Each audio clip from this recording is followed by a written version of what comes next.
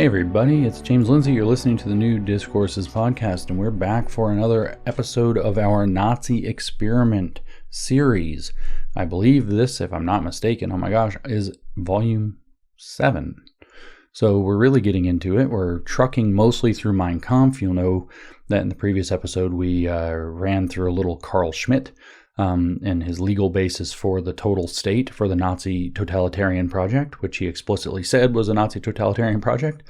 But, just to give the quick brief introduction, I don't think I'm going to try to rattle off what all 6 episodes previously or 7 episodes previously, because there is the prequel episode I did cover. But basically what we're doing is we're imagining that, a society might find itself in a set of bad circumstances and do an experiment to try to get out of them. The Nazis ran one such experiment. They were under the conditions that they found themselves in the interwar period, having just lost World War I. The situation was not good. They were desperately searching for a national identity. They had all kinds of weird things going on as were happening in the early 20th century. Ariosophy, for example, which is like this combination of theosophical thought with all of the weird root race stuff, but then with the Aryan race beliefs that the Nazis basically ended up being characterized by. They had lots of weird stuff going on. So they run this experiment to run a totalitarian fascist state based on a racialist worldview. Racialist means explicitly here that this is not just race-based or racist, but it's actually kind of deeper. Hitler's vision for what the racialist worldview is that the races, just like all creatures on Earth, are in an intrinsic competition with one another, where survival of the fittest means that the strongest and best will survive. This is not actually what the theory of evolution posits, but it's the kind of vision that you could imagine a crazy German person would take up about it. And so the idea was to purify and maximize the quality of the race. In the next couple episodes after this one, I think you're really going to hear some of that, although it's here and there throughout Mein Kampf. But at any rate, in this episode, what we're going to talk about is what citizenship in the Nazi regime was going to look like, according to Hitler, when he was writing it down in Mein Kampf in 1926, because that was part of the experiment too. He was going to radically reconceive of what it means to be a citizen of his totalitarian state, which we've now justified is what he was running. It was a truly totalitarian state, as Carl Schmidt explained to us.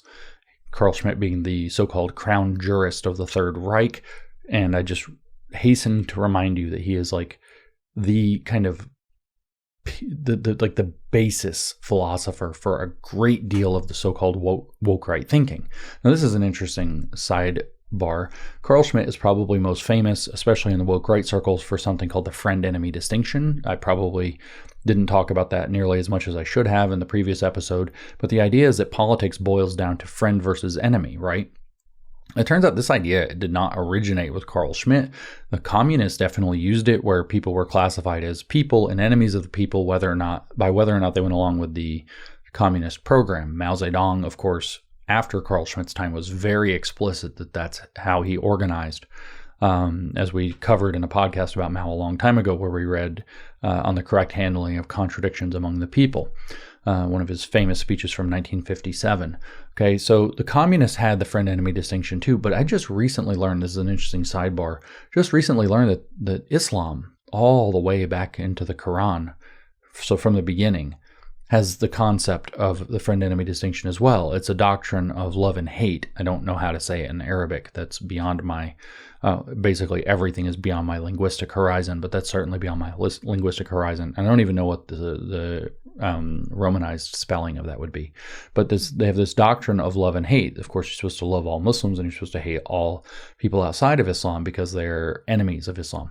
So Carl Schmidt has said, that's the essence of the political, but that's actually also the essence of Islam. That's kind of curious, isn't it? And it's going to be the basis for how totalitarian states work. The communists use it, therefore in reaction the fascists adopt it. The fascists adopt that everybody who's not with them is against them. Everybody who's not with them is an enemy, who either is a Marxist trying to undo their way of life directly, or some racial contaminant trying to undo their way of life directly, or maybe indirectly, or they are a liberal or something of the kind, or an opportunist, or all the different categories of enemies who are going to undermine the process or project, so therefore they're also enemies of the state. So the way I've explained this elsewhere in a lecture series I gave in Dallas, Texas recently, I actually explained that rather than thinking of a horseshoe, think of the set of scales, right?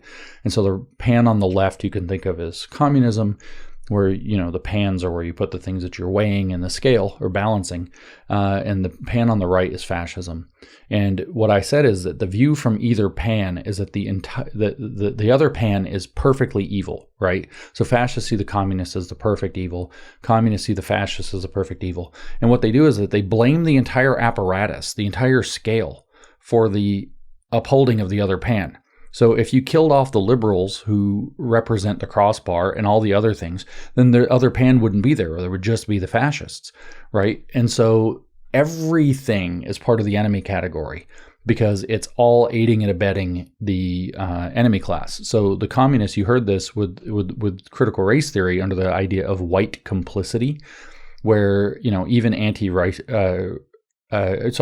even racial minorities could be white complicit, but a lot of white people were complicit with racism, so they don't get to escape. In fact, Barbara Applebaum wrote in Being White, Being Good. Maybe it's Being Good, Being White. I always get it backwards. But she wrote in this horrifying education book called One or the Other of Those Things, which I've cited a lot of times, that the fact of your white skin automatically makes you complicit in whiteness, and being complicit in whiteness means being complicit in the structure of white supremacy because you benefit from it. So then Shannon Sullivan writes this book called Good White People and explains that when white people try to be anti-racist, they actually just are covering up their own intrinsic benefiting from racism. So that is, even their closest progressive allies aren't doing it right and are actually still causing justification for the far side. That's just the friend-enemy distinction in politics, kind of turned up to a very fine level of sensitivity. And this is what Carl Schmidt forwarded as part of the model for how the Nazi regime, or the totalitarian regime of the Nazis, was going to work. That's in fact what makes it totalitarian, because in every part of life totally has to be brought under the Nazi ideology. So the Nazis, my point with calling this the Nazi experiment is that the Nazis decided to run this experiment to see if a totalitarian fascist state based on a racialist ideology of German racial superiority was a good solution to their problems. And the answer is no, it was not a good solution to their problems. We should add in the imperialist part, because they definitely planned from the beginning to try to conquer, at least eastward, all of Europe and maybe some of Russia and all of this. So intrinsic to being a member of the Nazi state, which is what we'll do in the next 2 or maybe 3 podcasts, that chapter is a doozy. Chapter 2 of Volume 2 of Mein Kampf is a doozy, but it's also 40-something pages long, which means that's like 3 podcasts to cover all of it, and I got to figure out what to do about this. Before we do that, we're going to, in this episode, do the next chapter, which is chapter 3, State Member versus State Citizen, where Hitler outlines what citizenship looks like within the Nazi state. It's the shortest chapter in the book. It's very, very short. So I'm going to read this and then give you a comparison to something that just came out, contemporary, modern, by one of our, I won't use the word friend because I don't like him, on the woke right, by the wretched fake name of R.N. McIntyre. So first, let's read Hitler, this 3 or 4 page chapter, State Member versus State Citizen, to understand what Hitler's idea of citizenship looked like. Now, remember, we already talked in the past in volume, I think, 4 or 3 or something, about the individual, and that the individual realizes himself through the state. In this episode, this is just a kind of very cut and dry, what is a citizen, what is not a citizen, what does citizenship represent, what does citizenship policy do? This is Hitler's view of citizens. I had to try to figure out how to work this in, but it's so short and kind of technical that I didn't really know what to do with it, but I've got the idea now, so I hope to share that with you. I'm not going to lie, occasionally Hitler makes me laugh. This first paragraph kills me. It's, in my opinion, relatively hilarious. The rest of the chapter is not so funny, but his wording just gets me a little bit, so I'll try not to laugh. Maybe I'll make it. I've read it so many times, though. So chapter 3 of volume 2 of Adolf Hitler's Mein Kampf is titled State Member versus State Citizen. And here's how he starts. The structure that is today erroneously called the state identifies only 2 kinds of men, citizens and aliens. Citizens are those who possess the right of citizenship either by birth or later by naturalization. Foreigners are those who enjoy the same right in another country. In some places, there are also comet-like beings that are considered stateless, who simply wander the universe. These are persons who have the, quote, honor not to belong to any of the present-day states and possess no right of citizenship anywhere. So let me make clear who he's talking about. He's talking about the Jews, and I know you're not supposed to use this word for them, but I don't care, and the gypsies. So he's talking about Jews and gypsies is who he's talking about, that are comet-like beings that are considered stateless, who simply wander the universe, who have the, quote, honor not to belong to any of the present-day states and possess no right of citizenship anywhere. That's going to be very important later, though. I want you to pay attention, in particular, that the Jews and the people that have been called gypsies do not have a home state. That's very important, and thus no right of citizenship anywhere. Today, Hitler tells us the right of citizenship is acquired primarily by birth within the boundaries of a country. By the way, this chapter is racist, so you're going to have to bear with some stuff. Race or membership in the nation plays no part at all. A Negro who used to live that's not the word in a straight translation, by the way, who used to live in the German protected territories and now has a residence in Germany, brings a, quote, German citizen into the world if he has a child. Obviously, Hitler does not think that that's a good thing. In the same way, any Jewish, Polish, African, or Asian child can be declared a German citizen. That is one kind of naturalization, by birth within an extended territory. And there is another possibility for later naturalization, by paperwork. I'm just going to let that word paperwork linger here. In fact, the title of this episode is going to be something like The Problem of Paperwork Germans, or Paperwork Germans Are Not Your Countrymen, or something like that. Maybe Paperwork Germans Are Not Nazis. So that is naturalization by birth is one kind of naturalization, and there's another possibility for later naturalization by paperwork. There are various qualifications required to become naturalized like this. For instance, the prospective candidate will preferably not be a burglar or a pimp. He will be politically safe, which is to say he is a harmless political fool. And finally, that he will not become a burden on his new national home. Now, of course, Europeans listening to this today are going to think, oh my God, it's even worse in Europe now. This is why it's important to think about the Nazi experiment and what a huge failure it was, because it's one way of dealing with these problems, and it doesn't work. It's not a good one. In fact, if one is believed to be a potentially good taxpayer, his state citizenship can be rushed. Racial considerations play no part whatsoever. As a matter of fact, again, in the present-day Europe, United Kingdom, Canada in particular, possibly some of the other places, you don't even have to be a potentially good taxpayer. As a matter of fact, it's preferable that you're not, that you will become a dependency on the system. The Democrats in the United States have been pushing this idea. So again, we find ourselves in these circumstances where we have to find solutions to real problems. These are serious problems. These are country or civilization or society ending problems. We have to find solutions to those problems. Our leadership, other than President Trump, seems to be against us in finding solutions to those problems. And we have to figure out something to do about this. And again, the point of talking about the Nazi experiment as an experiment is that's not the way. Like, that's a way. It's a really bad way. It doesn't work. But let's go back to continue with Hitler. The whole process, he says, of acquiring citizenship is pretty much like joining an automobile club. A person sends in his application, it is checked and approved, and one fine day he is informed on a slip of paper that he has become a citizen. The information is even put in a humorous and joking manner. The applicant, who was previously a Zulu or a Kafir, again, I told you, this is a racist chapter, is notified, quote, by these presented you are now become a German citizen, end quote. This magic trick, Hitler says, is accomplished by the signature of a state official. What heaven could not attempt, meaning to create a national identity out of somebody of a different national identity. What heaven could not attempt, one of these Theophrastus Paracelsus officials can do with a scribble of his hand. And it clarifies in a note, Theophrastus Paracelsus was a Swiss alchemist, astrologer, physician in the 1500s who traveled in Germany and was connected to Lutheranism.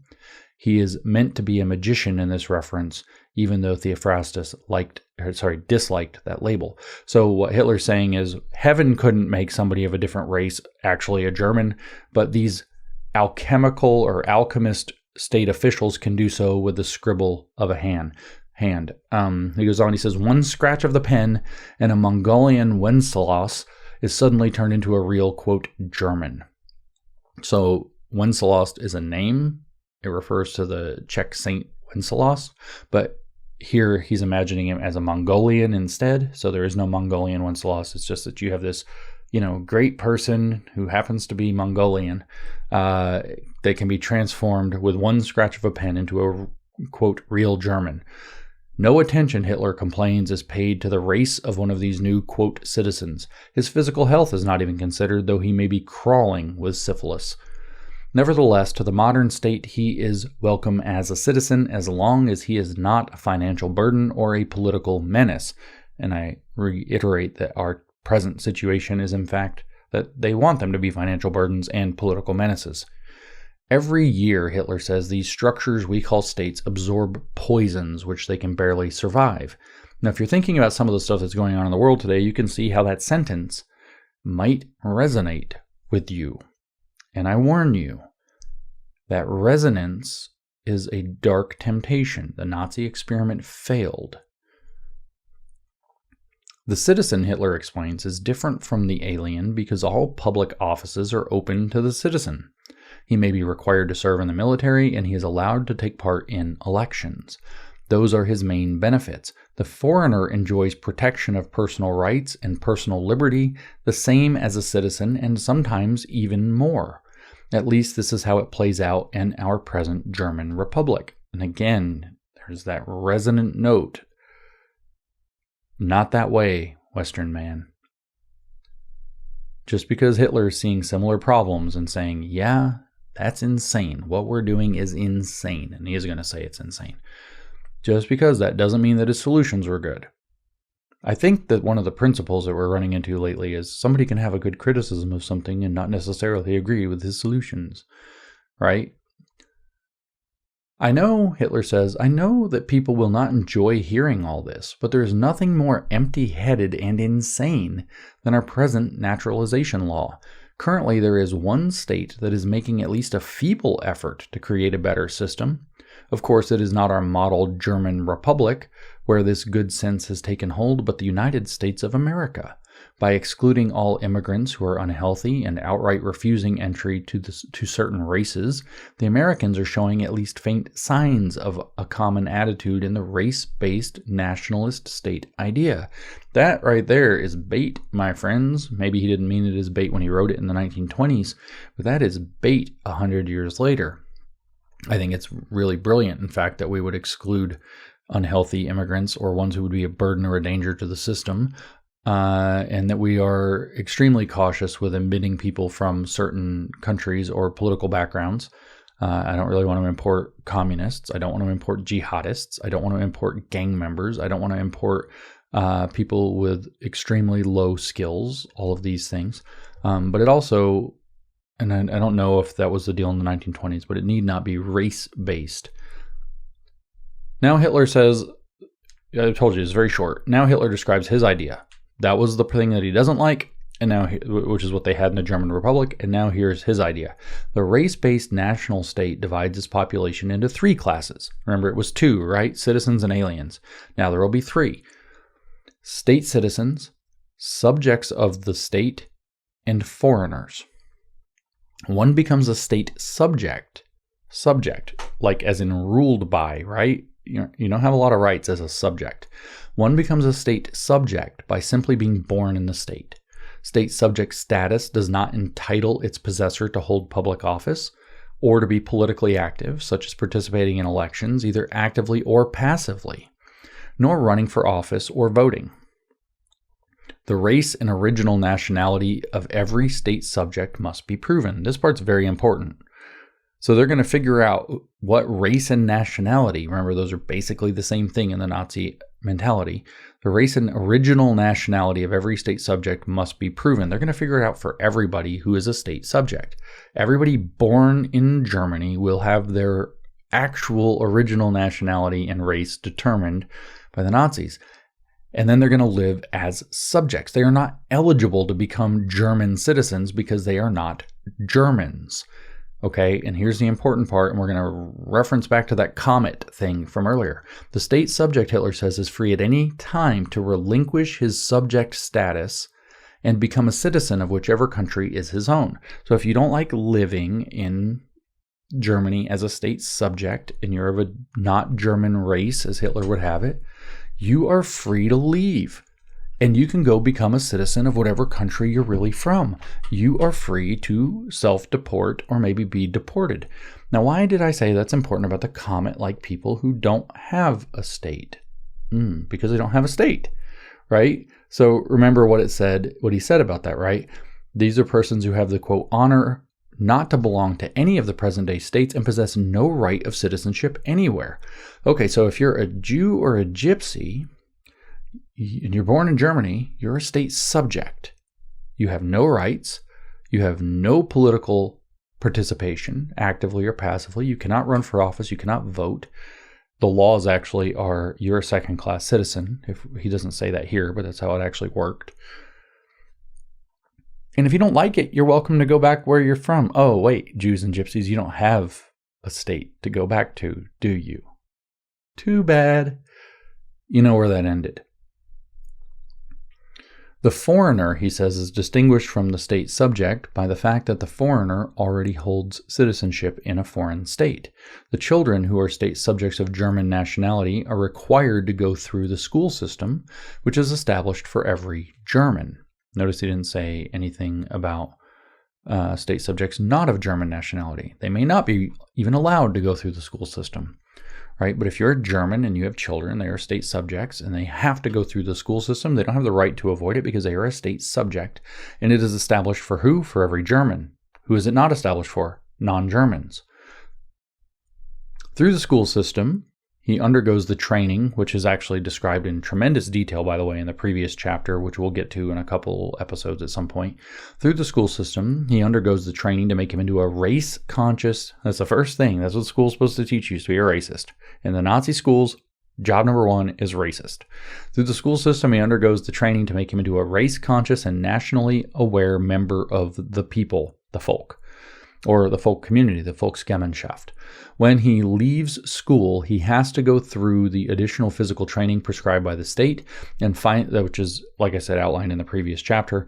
And finally, he enters the army. The army training is of a general nature. It will include every single German and provide training that will make him useful to the military based on his physical and intellectual abilities. On the completion of his military duty, state citizenship is solemnly granted on the healthy young man of faultless character. This is the most valuable document of his entire earthly life. It is idolatry of the state, by the way. He then becomes a full state citizen and is able to enjoy all those rights and privileges. The state must make a sharp distinction between two groups of people, the ones who support and maintain the existence and greatness of the state, and the ones who simply live here as, quote, gainfully employed elements within a state. I believe the woke right terminology for that is fungible economic units. I think that's how they describe them. And their accusation is everybody who disagrees with them just thinks of different peoples from different backgrounds as fungible economic units that can be moved around. So I just remind you also what Carl Schmidt said about National Socialism is that National Socialism is great because it has the courage to treat different things differently. So here, the state must make a sharp distinction between two groups of people. The ones who support and maintain the existence and greatness of the state, which is incorporated through its race and its racialist ideology, and then the ones who simply live here as gainfully employed, fungible economic units within the state. So they will be treated differently. You need to understand that this is a fully racist conception of the state. Now, of course, the purpose of the state is to basically preserve, Hitler says this clearly, to preserve and to purify and to advance the race, right? The German race. He even says that he wants to undo the previous mixing that has already occurred to contaminate German blood. So there's this eugenics program, right? So it's going to treat people that are on that track completely different from other people. But what you're going to end up having in that situation is a racist state acting in extremely racist ways to create more and more clearly defined parameters of a race that is supposed to advance toward what? Toward all the fascists love the Nietzsche's Superman, the Übermensch, the idea of the overman who is greater than human. When a person receives we're almost done, by the way. When a person receives his certification of state citizenship, Hitler says he must take a solemn oath to the national community and the state. So the national community is the Volksgemeinschaft, which is this, which means people's community or folk community. It means the race, actually. This oath must be a common bond that brings together all social classes. So it's socialism within the race. Everybody is equal within the race. Doesn't matter if you're only unequal according to your leadership principle, which is how much service you can provide to the state. You are not, it doesn't matter which class you're in, worker, leader or whatever. Everybody is, actually this is where Schmidt said that the totalitarian state requires this tremendous sense of sameness. So this oath must be a common bond that brings together all social classes. It must become a greater honor to be a street cleaner and a citizen of the Reich than to be a king in a foreign state who is not a citizen of the Reich. The state citizen is a privileged gentleman who enjoys advantages not available to the alien. The citizen is the master of the Reich, but this higher dignity comes with its obligations. The man without honor or character, the common criminal, or the traitor to the fatherland may have this honor taken away, at which time they become a mere state subject again. He gives one sentence to deal, two sentences, one short paragraph to deal with women. The German girl is a state subject and only becomes a citizen when she marries. Citizenship may, however, be granted to female German state subjects if they have independent careers. So that's the entire chapter. I told you it's really short. Chapter 3 of Volume 2 of Mein Kampf. So this will be an uncharacteristically short episode. But I'm not going to close here. I said I was going to bring this into the contemporary. So I want to read to you a short piece that was published on August 7th, 2025 by the Blaze Media propagandist, woke right propagandist, quote, Aaron McIntyre, not his real name. He wrote it on his Substack, which is called The Total State. Remember, Carl Schmitt's essay justifying the Nazi program is called The Legal Basis for the Total State. Aaron McIntyre's book is also titled The Total State. I think that was in 21. It's maybe 22. Don't quote me on the exact date of its publication. We'll say 21 or 22 that it came out. He also published this on his Blaze Media official. He's a contributor to Blaze Media, so he has a contributor's kind of blog page on Blaze. So the Blaze Media also published this. And the title of this essay is Paperwork Americans Are Not Your Countrymen. Okay, so Hitler was not a big fan of paperwork Germans, and Aaron McIntyre wants to tell us about paperwork Americans, which is now a meme that has spread pretty far and wide. I see it repeated by a lot of people pretty much everywhere. So paperwork Americans who, gain their citizenship by the scribble of a pen on paper through some kind of alchemical process are not your countrymen, Aaron McIntyre tells us in direct defiance of what the Constitution says. Now, he starts off by explaining himself a little. This is also very short. He says, at a recent Pan-American Congress in Mexico City, Representative Delia Ramirez of Illinois stood before attendees and declared in Spanish, I am a proud Guatemalan before I'm an American. That is true. This sitting congresswoman from the state of Illinois, Democrat, did say that. Aaron continues, Ramirez, who sits on the House Homeland Security Committee, helps shape policies vital to the nation's safety, yet she openly and proudly identifies with another country, and in a foreign language, no less. Now, I care only a little about the language, but I am, like Aaron McIntyre, concerned about the idea that one of our sitting congressional representatives on the House Homeland Security Committee would go anywhere, but even more in a foreign country, and declare herself a proud Guatemalan before American.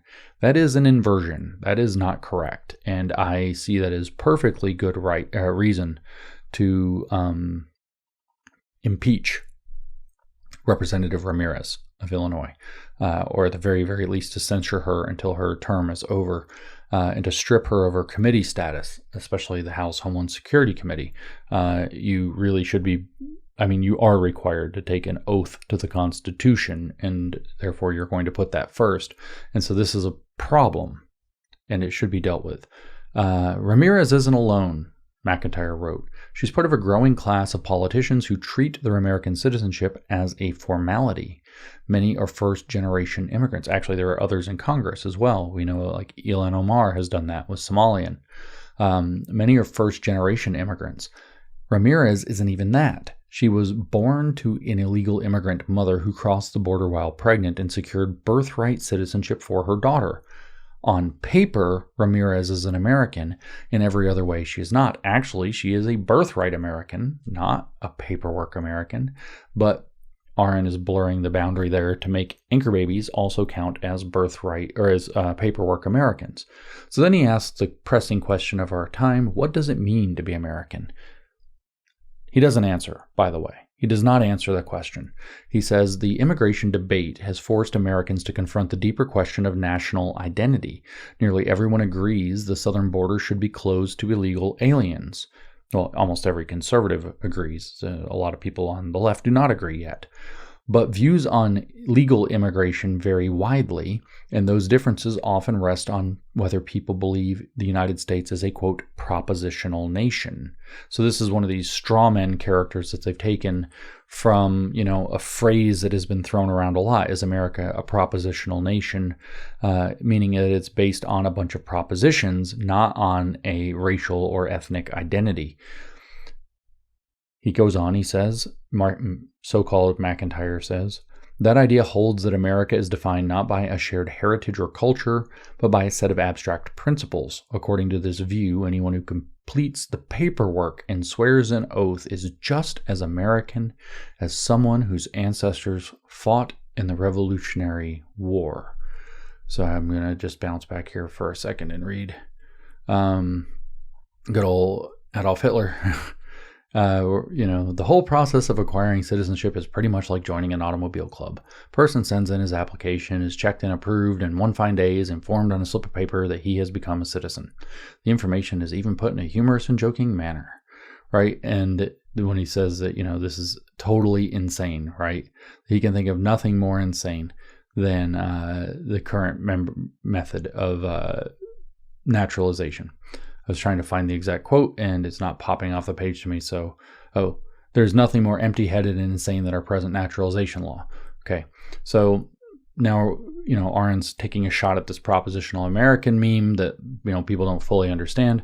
The problem is, he says, no one is ever denaturalized and deported for rejecting the proposition. So he's putting forth, okay, if America's a propositional nation and people reject, which we could say the proposition is, I can tell you what the proposition is, which is that self-governance is how we open the door to prosperity, so that people are capable of self-governance, and that we don't need the state interfering with our affairs, and that all men are created equal as part of that. So it doesn't really matter which racial background or ethnic heritage you're from.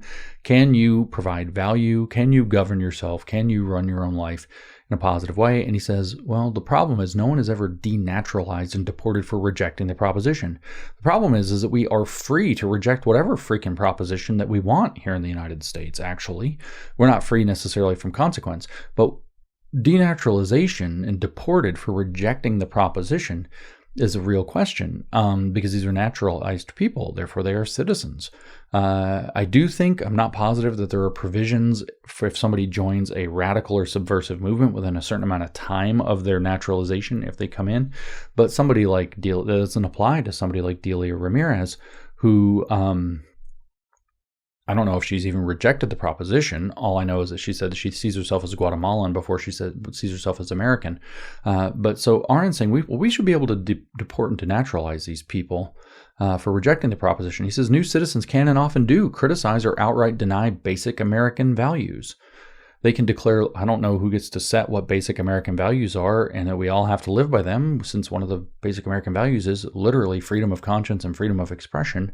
But maybe Aaron McIntyre, as one of our new elites, even though he looks like he crawled out of a freaking dumpster and put on a blazer, is going to be able to tell us what our basic American values are. They can declare loyalty to foreign governments while holding office in the United States. I don't know if they can, actually. She said that she sees herself as a proud Guatemalan. She didn't say that she supports the Guatemalan government over the government of the United States. I don't know what the limits on that are. There should be limits on that. And because citizenship confers First Amendment protections, he complains, they face no consequences for doing so. Yeah, we are very, very, very broad in our interpretation of First Amendment protections for Americans. We are very broad on that. Yes, we are. And we're very good for doing that. We very consistently have done that for a very long time. And a lot of dangerous acts that probably could have cleared up problems like this were found unconstitutional because we're so broad in our First Amendment protections. You see, here in America, one of those basic American values is that our individual rights and right to our individual conscience shall not be infringed by the state. Right? So we are very protective of that, and that principle matters. We can't start picking and choosing, and it's very, very, very dicey territory to get into that somebody said, oh, well, I am Guatemalan before I'm American, and so therefore you're going to denaturalize them. Because if once you start saying that, shades of meaning start getting pulled in, and it gets very blurry, and you're going to have a lot of cases where somebody's getting, put through some pretty serious consequences for something that probably aren't correct. But here's what Aaron says. This fact turns the entire idea of a propositional nation into a joke. It's a joke. He doesn't tell us what he says, title, what does it mean to be an American? He says, well, our political enemies, the ones who don't believe in a very strict anti-legal immigrant policy, like the radical right is pushing the woke right, those people say America's a propositional nation, right? And that's where he says those differences often rest. Differences in views on legal immigration often rest on whether people believe the United States is a propositional nation. He never tells us what it means to be American. He never answers what these basic American values are. But he says that the idea that you can't take somebody who has used their freedom of expression to say that they don't agree with the American proposition can't be denaturalized and deported. This, he says, turns the entire idea of a propositional nation into a joke. It's kind of like how Hitler's viewing the naturalization process. Paperwork without allegiance is the next section. Ramirez, McIntyre explains, Ramirez herself is not an immigrant. She was born under current understanding of the 14th Amendment. She's not an immigrant. That's right. She was born here. She was born under current understanding of the 14th Amendment. So now it's just ephemeral. It's all about understanding, and it's a 14th Amendment, not one of the original 10. Her mother, in violation of U.S. law, yes, crossed the border while pregnant. No agreement to any American proposition was required. Ramirez acquired the legal status of an American and the constitutional right to reject the nation that gave it to her. Well, turns out she has the constitutional right to reject the nation that gave it to her, period, right? Like, if you're an American citizen, you get that. But she acquired the legal status. Okay, so what he's raising here is the question of the anchor baby. And we all understand that there's something wrong about the anchor baby concept, right? Anybody who just so happens to be born here. And there are ways that this could be dealt with, but this is going to require serious constitutional law. This isn't a matter for some radical right-wing Yahoo movement, right? There's some serious constitutional law that could be done. It says there are no ideological connection, no cultural tie, or apparent love of country. Only the paperwork remains. There is no paperwork in this case, though. She was born here. She was not naturalized. There's no paperwork. The paperwork is the 14th Amendment in this case. If you don't like the anchor baby thing, this is fine. What you're going to have to do is get something passed that looks like a law that says the following, that, anybody who is born in the United States,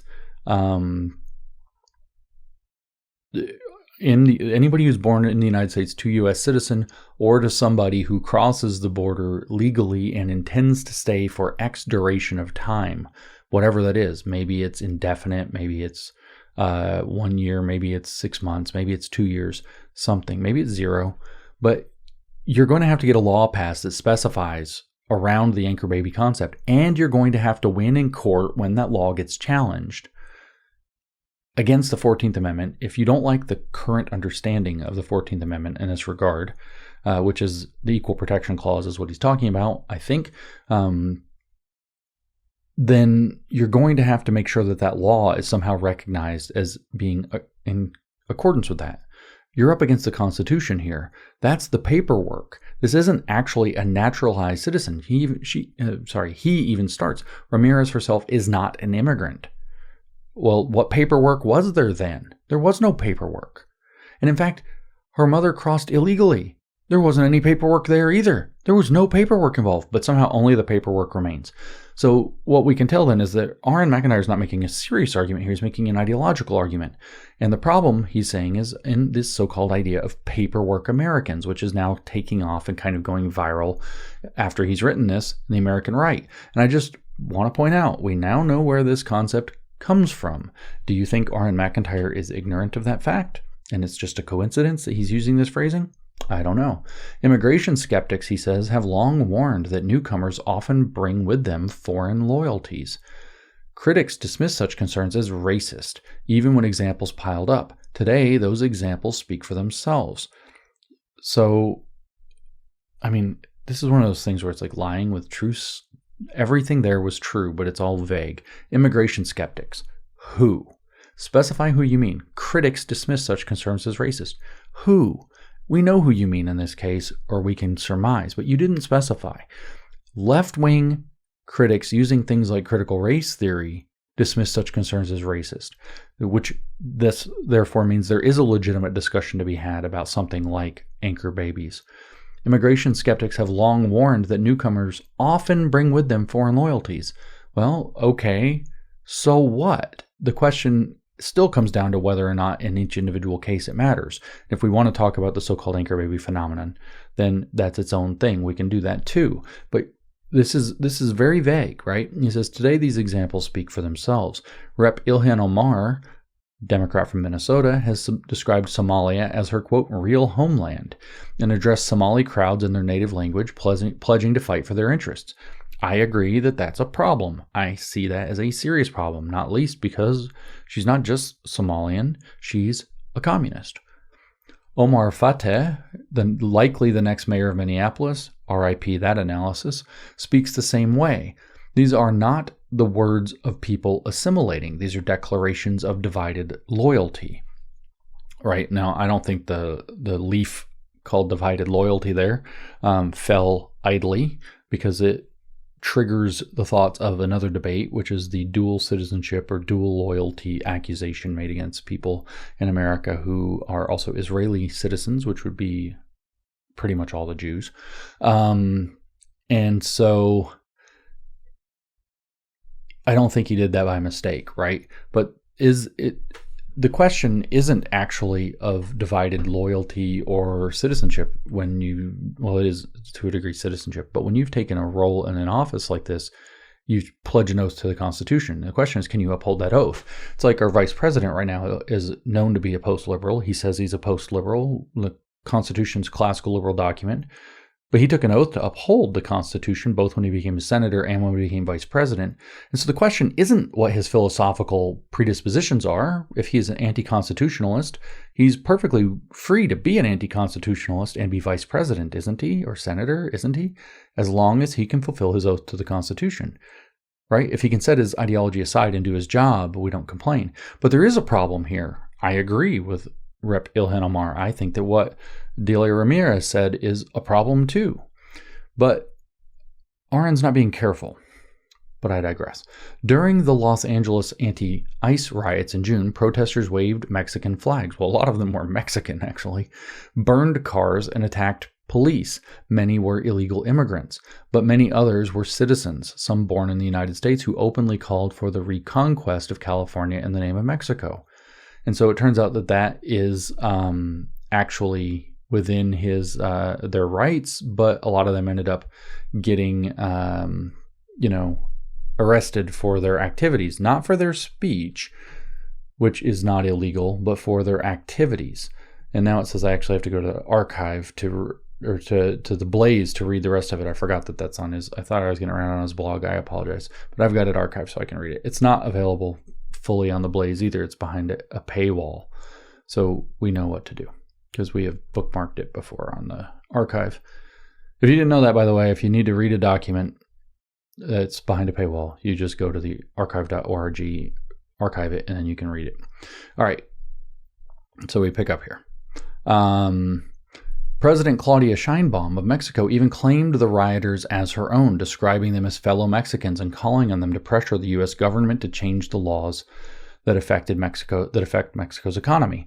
The president of Mexico sees through the paperwork. She knows who her people are. Americans, for some reason, continue to pretend the paperwork alone tells the whole story.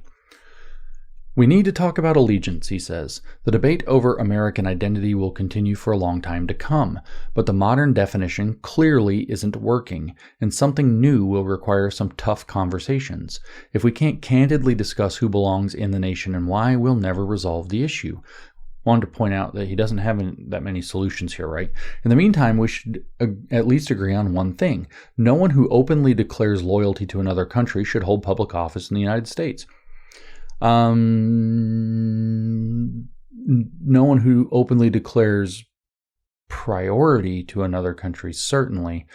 Again, there's that dual loyalty thing that's lurking under the surface here that we all know is part of this. It's funny that we're putting this in the Nazi Experiment podcast.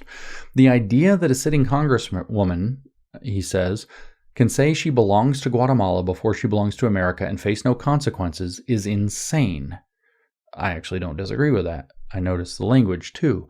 A nation that tolerates this cannot endure. A nation that refuses to expel such people, not just from office, but from its borders, is already dying. I don't know about that second part, but here we have that kind of dramatic, pathos-driven characterization. He says, we treat this behavior as acceptable. In reality, it is a form of treason.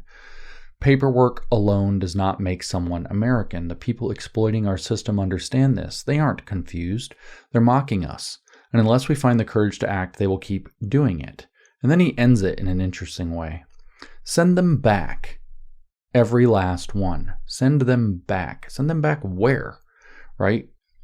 Rep. Delia Ramirez is an American citizen. She said she's Guatemalan, but she's Guatemalan first, but she's an American citizen, right? Is she a Guatemalan citizen? Maybe she is. I don't know. Send her back. Send her back what, to Texas or something? I don't know where you mean. Why don't you specify? But this is exactly what we just read, and that was really my point. That's why I wanted to include this in this otherwise very heavy podcast, very important issue, right? The state subject is free at any time to relinquish his subject status and become a citizen of whatever country is his own, right? State subject status does not entitle its possessor to hold public office or to be politically active, such as participating in elections, either actively or passively, nor running for office or voting. The race and original nationality of every state subject must be proven. It's the same exact idea, right? And, this idea that he says, that is one kind of naturalization, by birth within an extended territory, and there's another possibility for later naturalization, by paperwork. There are various qualifications, blah, blah, blah, but the whole process is like joining an automobile club. You just send in your application and you get a piece of paper that says you're a citizen. No one even cares what your race is or whether you have so-called dual loyalties or any of this other stuff. So, why am I talking about this in the middle of a podcast about Mein Kampf? Well, because it's concerning. It's concerning that the exact same message is being promulgated on the so-called new right or the American right or within MAGA. And a lot of people aren't going to realize, not that I can prove that McIntyre has taken this from Mein Kampf, but that this logic, this is the point of the whole Nazi Experiment podcast series, that the same stuff is being recycled, the same stuff that we see in Mein Kampf, the same stuff that we heard from, or we see in the broader Nazi experiment of its implementation, the same narratives, the same lines, the same structures, the same scapegoating is all being recycled and fed to American conservatives and MAGA like it's new, like it's fresh, like it's creative, and it's not. We have some problems that are in some ways similar, in some ways lesser, and in other ways worse, as we discussed in this episode. But the Nazi Experiment podcast series asks us to consider that when you're in those circumstances, there has been a society, which was German society in the 1920s to 1945 period, that didn't experiment on this, solving these kinds of problems. And they did certain things, and they viewed issues in certain ways. And what it led to was an unmitigated catastrophe that it feels very much like we are being not invited, but overwhelmingly propagandized to attempt to repeat right now. And whether so-called R.N. McIntyre knows that he's regurgitating a Hitler argument, a Nazi argument, part of the Nazi experiment, or not, it is incumbent on us to realize that you can only go down this road so far before your society, your country, is in real trouble. And there are people inviting us down that road. That's why I'm doing this podcast series. That's why I'm reading to you from this awful book. That's why I'm reading this awful book for myself, as a matter of fact. It's also why I'm characterizing it as an experiment. You do an experiment to see what happens, maybe to try to figure out how to solve a problem. And if your society has certain problems, you might look to history to see how people have tried to solve that problem in the past. And Hitler tried to solve a bunch of these kinds of problems, as we can hear, all very resonant. And it went really bad, really wrong. It is not the way. And if we learn from history at all, that's what we have to learn. So that's it. That's paperwork Germans are not your countrymen. Paperwork Americans are not your countrymen in the Nazi Experiment podcast series. So I have to end it the way I always end it. Never again means never again. And never again is now.